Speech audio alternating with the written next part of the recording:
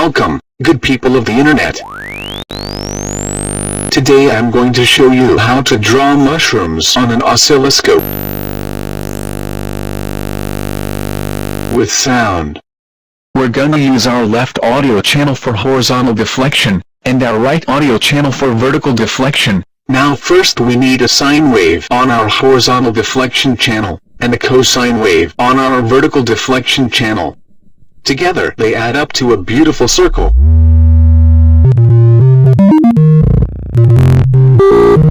We can alter its size and shape by increasing or decreasing the volume of both channels.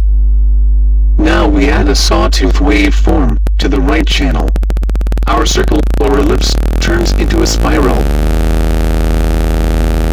To get this spiral into the shape of a mushroom, we need to multiply our left channel with a sine wave of the same frequency as the sawtooth. But we're only gonna use the sine's last quarter. Of course we want our mushroom to move, just like in real life.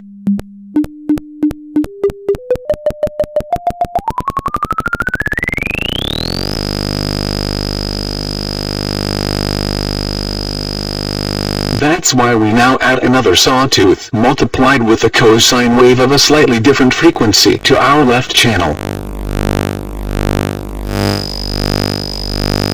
We can increase the number of mushrooms by dividing the cosine's frequency by 2, or even by 3. By randomly adding square waves, we get even more mushrooms.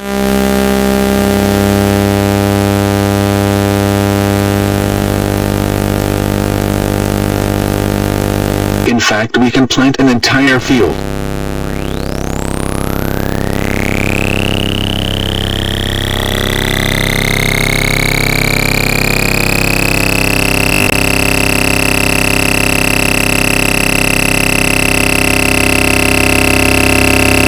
Or move into space.